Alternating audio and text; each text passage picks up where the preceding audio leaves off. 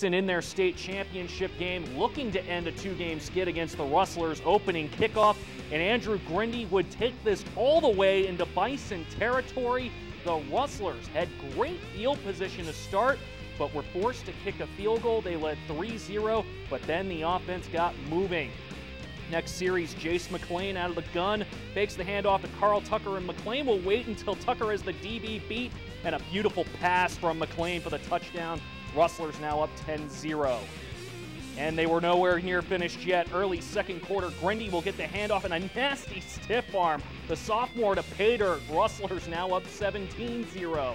And the next series, McLean out of the gun again, will fake the handoff, and he's going to this time call his own number as he finds the end zone. Made the score 24-0. Rustlers added another touch. Class C action now. Belt looking to go 5-0. First quarter, 3rd and goal. Holden Mackey. He's going to find Colton Swanson for the diving grab. What a catch. Conversion made it 8-0 Belt. Ensuing possession for GFCC, Reed Nelson fumbles the snap. It's recovered by Taz Croft. He would get it there, but the Huskies would not score though. Mustangs with the ball again, and Nelson throws deep, but Colton Swanson with another catch, this time an interception, and he's going to get some yards after the catch in the other direction. Belt up 28-6. CMR homecoming trying to stop the ground and pound attack of the Falcons this evening. Opening drive, Jace McLean on the QB draw will make a man miss, and he's going to find the sideline. He is going to take this inside the 10. He would be marked out at the 8. Rustlers cash in for a field goal, 3-0 CMR. Next possession, McLean, he's going to roll left, and he's going to find Justin Pfennigs for the score, making it 10-0, runs right into the cameraman too.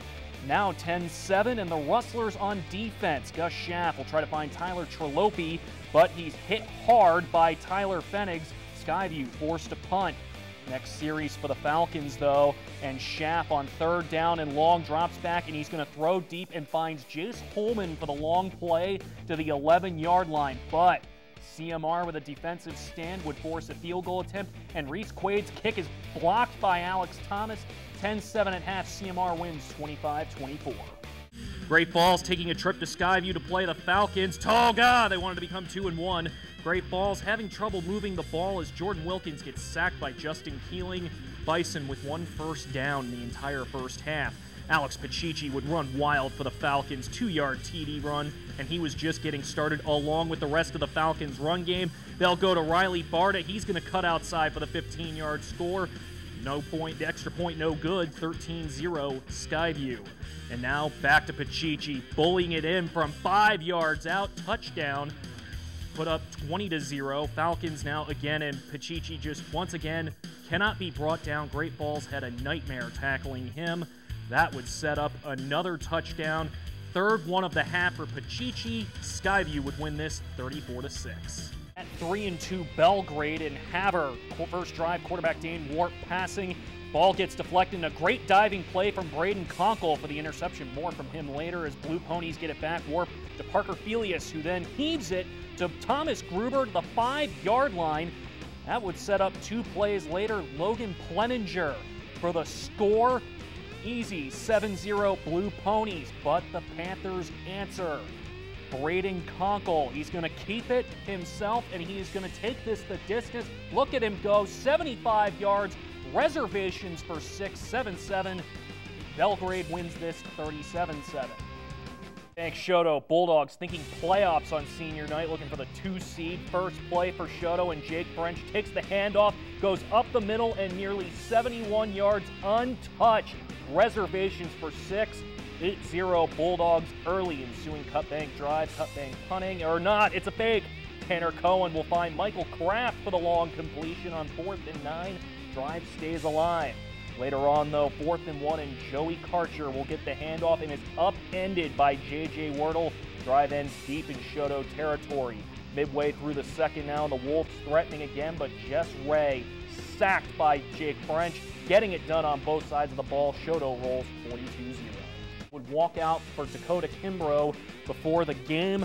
We now go first quarter. Jefferson on the opening kickoff, and Riley Leary, he's going to take this all the way back to the 46-yard line, and Jefferson right off the bat looking strong early, but the Townsend Bulldog defense would respond. Cole Woodland stopped by Austin Bissett. Panthers get nothing on the drive. Later on, Jefferson punting on 4th down, and it's a fake. Woodland gets the first down for the Panthers. Game tied at 0-1. Second quarter, now we go. Alex Burnett hands off to Braden Reichel. He finds the gaps, gets all the way inside the 10, and the Panthers of Jefferson Boulder would make them pay. Burnett hands off to Woodland. He gets in the end zone. Jefferson was up early. Jefferson wins 14-7. Picture in Shelby tonight, in Choteau punting early, and the punt would get muffed eventually by Bradley Fritham. Choteau's going to recover. As Tom said earlier, it kills you. Couple plays later, Derek DeRocher punches it in for 6-0 Bulldogs. Choteau now pinned way back in their own territory. DeRocher, he's going to fumble, and Shelby recovers in the end zone for a touchdown. Game would be tied at 6. Choteau now near midfield, and DeRocher to Dylan Pannebecker. First down, 12 yards on the play, gets out of bounds. And DeRocher, he's going to continue this moment. Goes to Logan Crabtree, making the catch. He's going to evade a few tackles. Gone. 13-6 Bulldogs at that point. They win 39-18. GFCC against Cascade, a playoff team last year. They're up against Cascade, who, well, didn't win a game in 2012. GFCC opening series, Reed Nelson making it look easy with the QB sneak. Mustangs would be up 6-0. Next series on offense for GFCC, and Nelson now getting it done through the air, dropping straight back. Roll right, and he's going to throw to double J. Jake Jarrett. Big man making a catch, 14-0 Mustangs. Special teams, one of many things that didn't go right for the Badgers tonight. Casey Keene can't handle the snap. As soon as he picks it up, 3 Mustangs are there to corral him, and this would lead to the latest of triumphs as Nelson, again, getting it done through the air, a drop back, and finding Nolan Donisthorpe with the dime, 15 yards out. GFCC, they win 48-6. Looking to move to 3-2, the Bison look to make themselves and the Spartans 2-3. Bison possession. Gab Fitch bulldozes through defenders, gets a gain of about 7 there. A nice little run. 2nd and 3 now. Bison use their passing game as Jordan Wilkins binds, completes it for a first down to Kessler Leonard, but that wouldn't mount to anything else. The drive would stall. Spartans with the ball in the 39. Made Pophausen connects with Logan Ganani, but Spartans couldn't cash in on this possession either. Next Sentinel possession, Pophausen to Jaden Wilson, and Wilson's going to run on the screen until the big man is knocked out of bounds. He is such a pain to tackle, most likely. Next play, Austin Violette will take it around the end until Lance Massey with the hit stick right there. Scoreless at that point, Sentinel up 7-6 in the 3rd quarter. Bengals hosting 4-3 Sentinel tonight, who is trying to stay on the inside of seating. Helena's first play, Troy Arnson. He's going to connect with McBride Galt on the deep ball. What a catch. That's where he gets wacky for the Bengals, though. Next play, bad snap. Ball's kicked and past the line of scrimmage. Sentinel recovers, but they would get nothing on the ensuing drive. So Helena tries again, and it's another bad snap. Arnson gets it back, has to scramble. He's eventually going to run out of bounds as a busted play. Later on the same drive, Arnson. This time a good snap. He's going to find Galt again. He's brought down, but then the referees are going to say the ball comes out. You be the judge. Spartans recover. They're going the other way with it. Sentinel would take advantage also. Cade Pophouse to Kagan Kamina. Makes it to about the 15-yard line of the Bengals.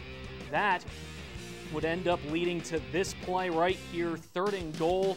Logan Ganani will pound his way into the end zone. Sentinel led at that point. They lead 14-13 in the second half. CMR hosting a winless Billings West team in a 2012 playoff rematch. We go first quarter, no score. Jace McLean checks down to Andrew Grindy, and that's going to change in a hurry as he makes men miss. Take it all the way for the score. That put the Rustlers up 7-0. It's not like seeing West like this. More first quarter. Grindy again on the toss, cuts it back, and he's gone. Takes it to the end zone. Reservations for 6. CMR up 14-0.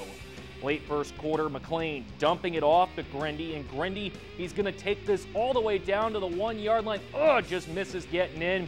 That's okay. Next play, Grindy in, touchdown, 21-0 CMR. Great Falls High making a trip to Butte to play at Naranche Stadium.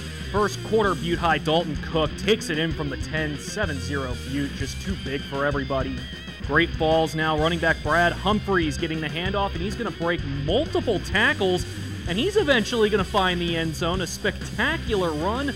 This would eventually tie the game at 7. Great Falls High hanging in for a possible upset bid, maybe? Well, a little early there. Butte will respond. Cook scrambles to his left and finds Paul Campbell on the bomb. That ended up putting Butte up 24-7. And end of the half now. Ball inside the 5, and Cook hands off to the big man, Connor Lee. Sentinel looking for their first playoff appearance since 2009. First quarter, first drive for the Spartans. Kid Pophausen finding Austin Violette on the deep route, making Knights miss to get some yak yards, about 20 of them after the catch.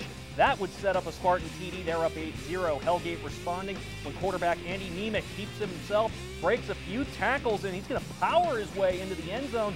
Knights cut the lead 8-6, but minutes later, Pophausen rolling right and finds Tyler Rickmeyer wide open in the end zone.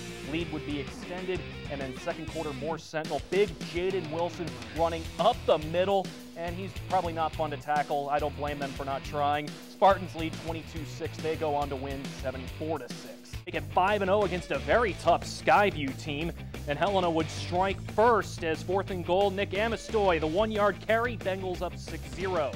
Skyview would respond though. 3rd and 17, Gus Schaff going long, connects with Taylor Trellope, bringing it in for the 76-yard touchdown. Skyview more known for running, getting it done through the air. The Eagles would be down 13-6. Second quarter, 4th and 5, Schaff finds Riley Barta, and he's going to juke out a defender, 15-yard touchdown, and the Falcons suddenly lead 14-13. More second quarter, 2nd and 6, Cooper Lanier finding gaps via 15-yard pickup that would lead to a touchdown. Helena up 42-17 in the third quarter. And then later in the fourth quarter, Wilkins drops back, and he's going to look for Kessler Leonard, but he's going to overthrow him. It's intercepted by Colton Morgan, who takes it back to the Bison 13. A nice little return down the sideline there. That sets up Jessen Preston with the QB sweep around the right side. He's going to make a man miss, and he's going to think he's in, but they're going to stop. They're going to say he was just short. You be the judge. Big Sky scored in the next play, though, up 7-0. Mid-second quarter, Wilkins. That is reading the route by Morgan. Again, another interception. They are at the Great Falls 30, and that would set up Cody Diaz. Just a simple draw up the middle. He's going to take it 24 yards for the score. Eagles up 14-0. They win 35-14. It was a beautiful night for football as they hosted Sunburst. First quarter, Sunburst quarterback Paul Ehlers with a little zone read. That turns into a huge play down the sideline.